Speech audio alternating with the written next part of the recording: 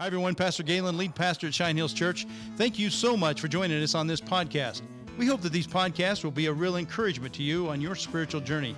You can also connect with Cheyenne Hills at CheyenneHills.org. Hope you enjoy the program. We are across the street and around the world, Cheyenne Hills. All right, and we're back, and thank you so much for joining us. We're going to continue on with Genesis chapter 18, and we just saw that God had made a promise with Abraham and Sarah, and they were going to have a son. Now, this whole narrative changes right in the middle of Genesis chapter 18, and it turns its attention to Sodom and Gomorrah. And this is where we get to see Abraham really turn into a deal maker, if you will, with God. I think this is a fascinating passage of Abraham, okay, well, if you can find this many righteous, and, this whole thing of, would you spare this place? And so this is a fascinating passage. It's an interesting place. He just made a promise to them. You will have a child next year. When I come by here, you will have a child. And they're laughing about it. And now there's no laughing matter about this next issue. It's not a quiet year in between one and the next at all. Oh, my gosh. No kidding. Yeah. There's not going to be much peace and rest, that's for sure. No. So here we are in verse 16 of Genesis chapter 18, 16, if you want to follow along. And we're reading out of the ESV. I don't know if I've English Standard Version. It throws me off a little bit because it reads a little bit different than my NAS, but we went to the ESV because we can get them as pew Bibles, and we can use them that way.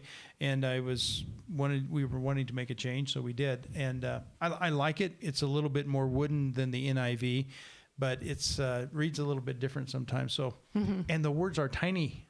Oh my gosh! Yeah, I know. You need a large print version, Galen. This is tiny. I was like, no wonder if no one follows along in the pews. It is really You can't even small. see these words. Okay, so here we are. I'm impressed you're reading out of it, though. Well, I have to get the bifocal just right. Genesis 18:16 says this: Then the men sent out from there, meaning the men. That was the Lord. The Lord had come by. I think there was 3 men that came by Abraham's tent, and they made a bunch of food for them.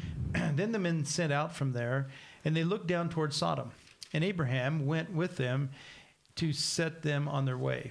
And the Lord said, Shall I hide from Abraham what I'm about to do? Seeing that Abraham shall surely become a great and mighty nation, and all the nations of the earth shall be blessed in him. For I have chosen him that he may command his children and his household after him to keep the way of the Lord, and doing righteous and justice, so that the Lord may bring to Abraham what he has promised him. Then the Lord said, Because the outcry against Sodom and Gomorrah is great, and their sin is very grave, I will go down and see whether they have done altogether according to the outcry that has come to me. And if not, I will know. Now we're continuing on here in verse 22. So the men turned from there, and they went toward Sodom. But Abraham still stood before the Lord. Then Abraham drew near, and he said, Will you indeed sweep away the righteous with the wicked? Suppose there are 50 righteous within the city. Will you then sweep away the place and not spare it for the 50 righteous who are in it? Far be it from you to do such a thing, to put the righteous to death with the wicked, so that the righteous fare is as the wicked. Far be that from you. Shall you not judge all the earth, do what is just? And the Lord said, If I find in Sodom 50 righteous in the city, I will spare the whole place for their sake. And Abraham answered and said, Behold, I have undertaken to speak to the Lord, I who am but dust and ashes. Suppose 5 of the 50 righteous are lacking. Will you destroy the whole city for lack of 5? And he said, I will not destroy it if I find 45 there. Again he spoke to him, and he said, Suppose 40 are there. He answered, For the sake of 40 I will not do it.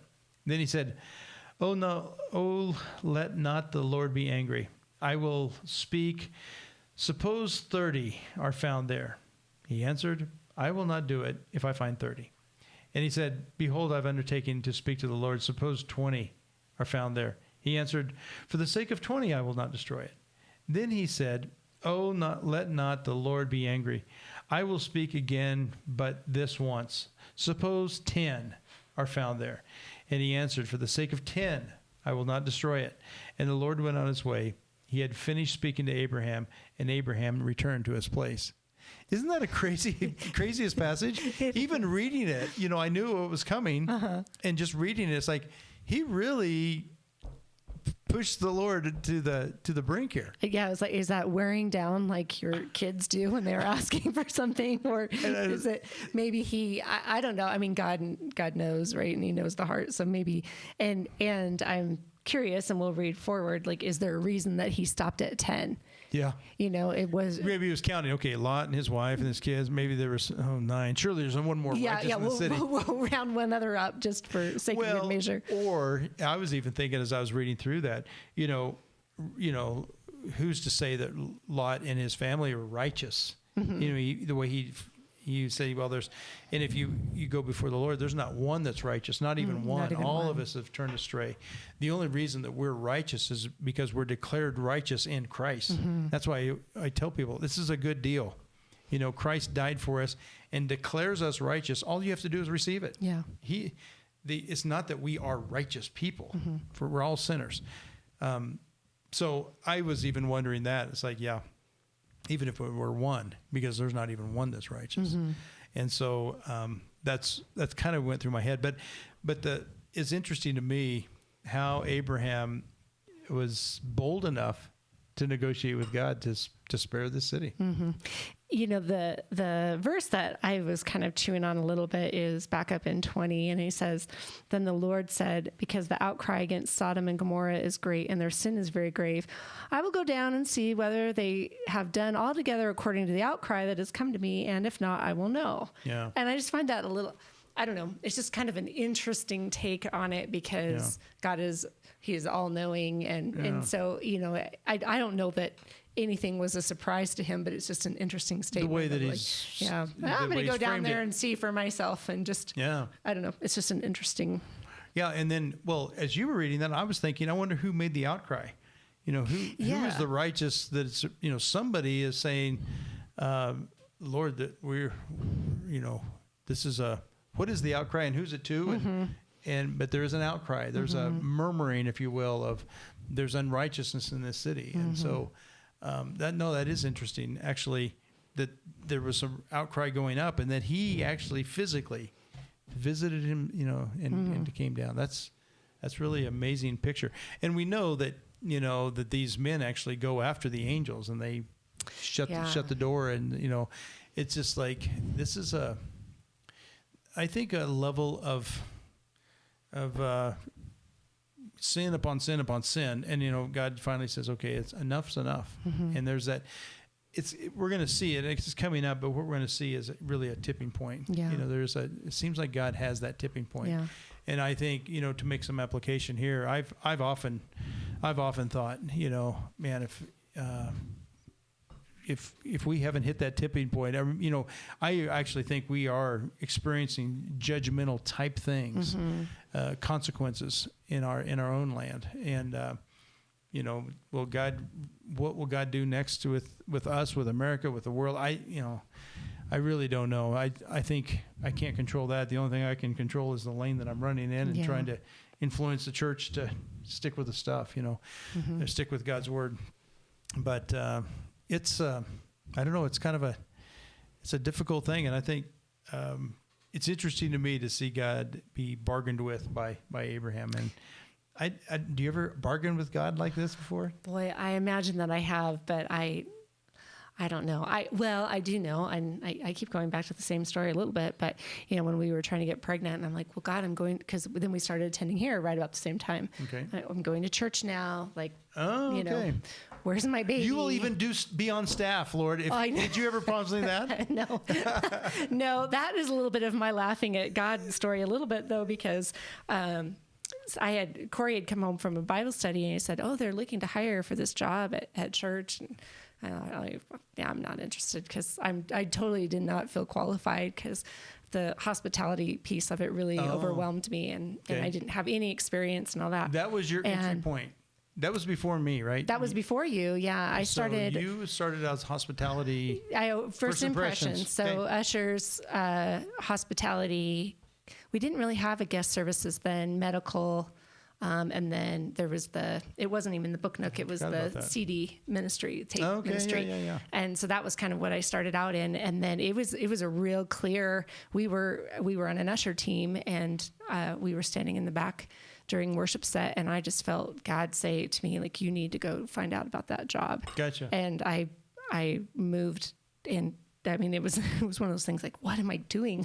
I don't even know that I can do this, but anyways. Yeah. So you got that job. But as far as the bargaining with God, I think I've done this, not to this degree, but I would have to say I don't have a great example of it, but I have said, okay, God, if you'll do this, I'll do this. Mm-hmm. But I do have this kind of a conversation with God that is a little bargaining in a way sometimes, like, Lord, I need this from you. I need, but the one that came to my mind, there's a story, and I'm going to need your help on this, but there's the guy that was lost at sea, and he was picking up by the Japanese. He was in that concentration camp. And he was let go.